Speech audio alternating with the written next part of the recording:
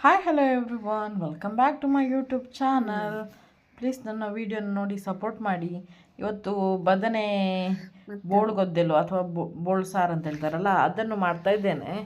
ಹೊಸದಾಗಿ ನನ್ನ ಚಾನಲ್ ನೋಡುವವರು ದಯವಿಟ್ಟು ಸಪೋರ್ಟ್ ಮಾಡಿ, ಸಬ್ಸ್ಕ್ರೈಬ್ ಮಾಡಿ, ಕಮೆಂಟ್ ಮಾಡಿ, ಶೇರ್ ಮಾಡಿ.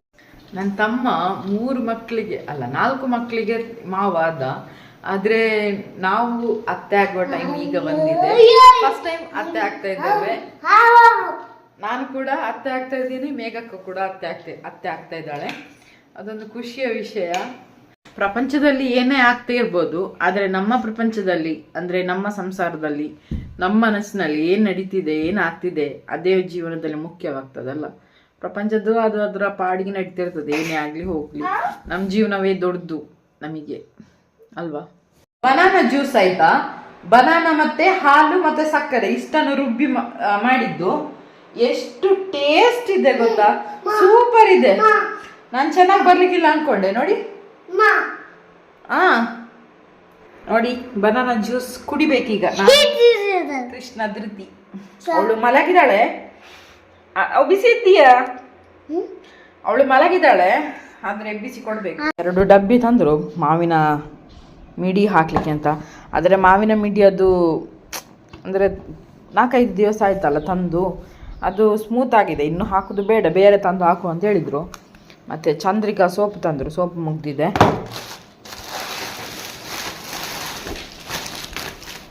ಆಮೇಲೆ ಕಾಫಿ ಹುಡಿ, ಬ್ರೂ ಕಾಫಿ, ಆಮೇಲೆ ತೊಗರಿಬೇಳೆ, ಆಮೇಲೆ ಹಸಿಮೆಣಸು,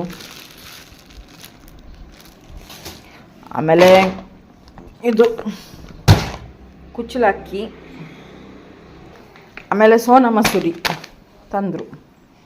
ಇಷ್ಟು ಗ್ರೋಸರಿ ಬೇಕಿತ್ತು, ಹಾಗೆ ತಂದರು. ಇಷ್ಟು ಮಲ್ಲಿಗೆ ತಂದಿದ್ದಾರೆ ನೋಡಿ.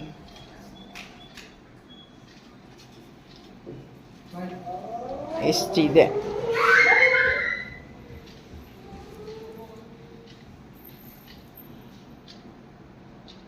ಮುಟ್ಕೊಳ್ಬೇಕು.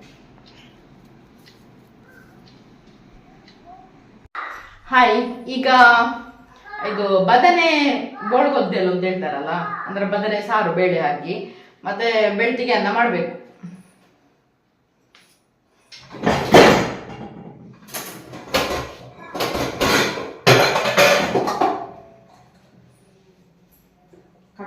ತೊಗರಿಬೇಳೆ ಈಗ ತೊಳಿಬೇಕು.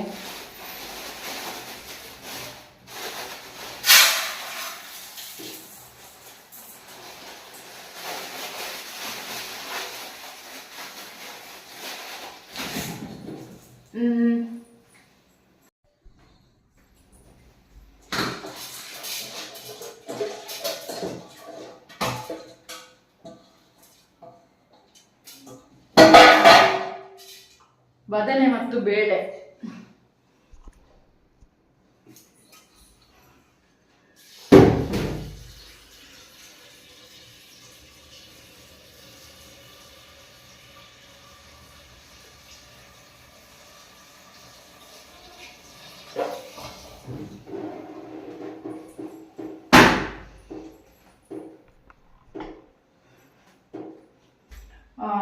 ಸ್ವಲ್ಪ ಅರಿಶಿನ, ಸ್ವಲ್ಪ ಎಣ್ಣೆ ಹಾಕಬೇಕು. ನನಗೆ ತೆಂಗಿನ ಎಣ್ಣೆ ತರಲಿಕ್ಕೆ ಹೇಳಿಕ್ಕೆ ಮರ್ತೋಯ್ತು.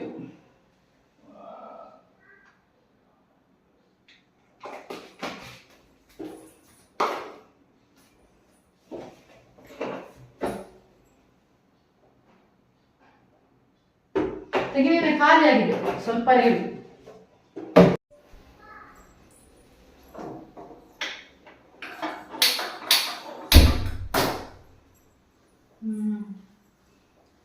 ಹುಳಿ ರಸ ಸ್ವಲ್ಪ ಹಾಕಬೇಕು.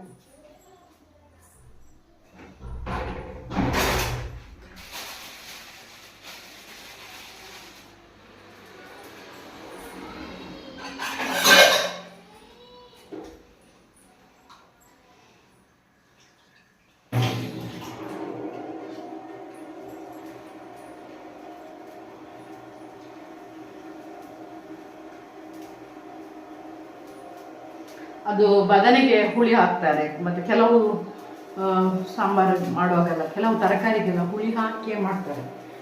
ಹಾಗೆ ಇದು ಬೇಯುವಾಗಲೇ ಹುಳಿ ಹಾಕುವಂತ. ಹುಳಿ ರಸ ಇದರಲ್ಲಿ ಬೇಗ ಬರೋದಿಲ್ಲ, ಅದಕ್ಕೆ ಡೈರೆಕ್ಟ್ ಎಲ್ಲ ಹಾಕಿ ಬಿಡ್ತೀನಿ. ಉಪ್ಪು ಸಹ ಹಾಕಿ ಬಿಡುವ ಅಂತಿದ್ದೇನೆ.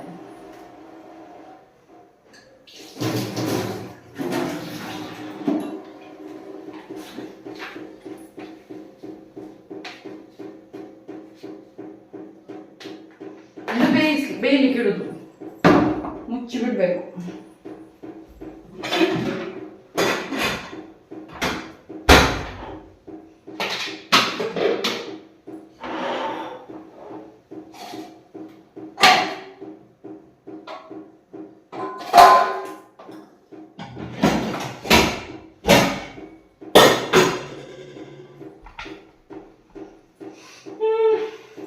ಎಲ್ಲಿಂಟು ಸೋನಾ ಮಸೂರಿ ಇದರಲ್ಲಿ ಹಾಕಿಟ್ಟಿದ್ದೇನೆ.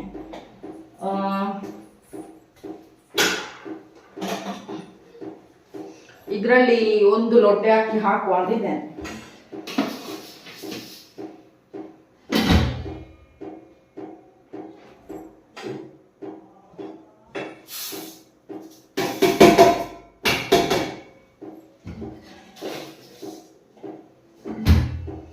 ಒಂದೂವರೆ ಲೋಟ ಅಕ್ಕಿ ಹಾಕ್ತಾ ಇದ್ದೇನೆ.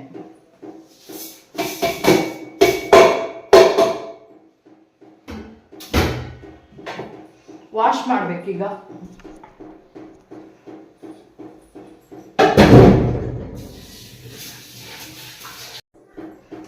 ಇದಕ್ಕೂ ಸ್ವಲ್ಪ ಎಣ್ಣೆ ಹಾಕ್ಬೇಕು. ಅದು ಅನ್ನ ಉದುರಾಗಿ ಬರ್ತದೆ ಅದಕ್ಕೆ.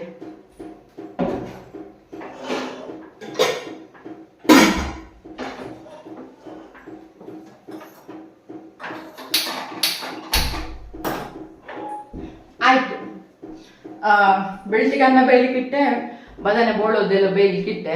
ಬೆಂದಾದ್ಮೇಲೆ ಊಟ ಮಾಡಬೇಕು. ಬದನೆ ಬೋಳು ಸಹ ರೆಡಿ ಆಯಿತು ನೋಡಿ. ಇದಕ್ಕೆ ಹಸಿಮೆಣಸು ಹಾಕಿರಲಿಲ್ಲ, ಅದಕ್ಕೆ ನಾನು ಮತ್ತೆ ಇದು ಕೆಂಪು ಮೆಣಸಿನ ಹುಡಿ ಹಾಕಿದೆ ನೋಡಿ. ಆಮೇಲೆ ಅನ್ನ ಬೆಂದಿತ್ತು, 3 ಬಡಿಸಿದೆ. ಹಾಗೆ ಅಲ್ಲಿ ನೋಡಿ ಕೆಂಪು ಮೆಣಸಿನ ಹುಡಿ ಹಾಕಿದೆ. ಅದಂದರೆ ಹಸಿಮೆಣಸು ಇತ್ತು, ಆದರೂ ಹಾಕಲಿಕ್ಕೆ ನನಗೆ ಮರ್ತೋಯ್ತು.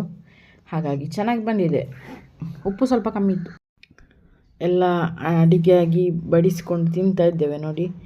ಹೀಗೆ ಒಟ್ಟಿಗೆ ಕೂತ್ಕೊಂಡು ತಿನ್ನಲಿಕ್ಕೆ ಖುಷಿ ಆಗ್ತದೆ.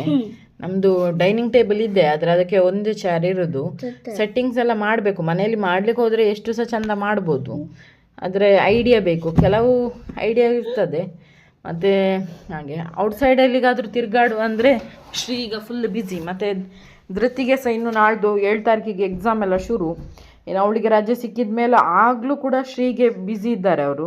ಪೂಜೆ ಇದೆ, ಹೇಗೆ ಅಡ್ಜಸ್ಟ್ ಮಾಡೋದು ನೋಡಬೇಕು. ನಾಳ್ದು 8 ತಾರೀಕಿಗೆ ಒಂದು ಫಂಕ್ಷನ್ ಇದೆ, ನನಗೆ ಹೋಗ್ಲಿಕ್ಕೆ ಆಗೋದಿಲ್ವಾ ಅಂತ. ಅಂದರೆ ಅವತ್ತೇ ಅವರು ಬೇರೆ ಕಡೆ ಹೋಗ್ಲಿಕ್ಕಿದೆ ಶ್ರೀ. ಆ ದಿನವೇ ಧೃತಿಗೂ ಎಕ್ಸಾಮ್ ಕೂಡ. ಹಾಗೆ ಹೇಗೆ ಹೋಗೋದು ಅಂತ ಇದ್ದೇನೆ. ದೂರ ಬೇರೆ, ಹತ್ತಿರದಲ್ಲಾದರೂ ಹೋಗ್ಬೋದಿತ್ತು. ನಾನು ಕೃಷ್ಣ ಮಾತ್ರ ಹೇಗೆ ಹೋಗೋದು. ಹಾಗೆ ಇವತ್ತು ಸಹ ಹಾಗೆ ಶ್ರೀ ಬ್ಯುಸಿ ಹೋದರು. ಊಟಕ್ಕೆ ನಾವು 3 ಮಾತ್ರ. ಅವರು ರಾತ್ರಿ ಬರುವಾಗ ಲೇಟ್ ಆಗ್ಬೋದು. ಹಾಗೆ ಕೃಷ್ಣ ಬೌಲಲ್ಲೇ ತಿಂತೇನೆ ಅಂತ ಹೇಳಿದ. ಅವನಿಗೆ ಬಟ್ಲಲ್ಲಿ ಹಾಕಿ ಕೊಟ್ಟರು. ಬೌಲಲ್ಲಿ ಸ್ವಲ್ಪ ಸ್ವಲ್ಪ ಹಾಕಿ ಕೊಟ್ಮೇಲೆ ಅದರಲ್ಲಿ ಅವನೇ ತಿನ್ನಲಿಕ್ಕೆ ಶುರು ಮಾಡಿದ್ದಾನೆ. ಅದೊಂದು ಖುಷಿಯ ವಿಷಯ. ನಾನೇ ಬಾಯಿ ಕೊಡಬೇಕು ಅಂತಿಲ್ಲ, ಅವನೇ ತಿಂತಿದ್ದಾನೆ. ಹಾಗೆ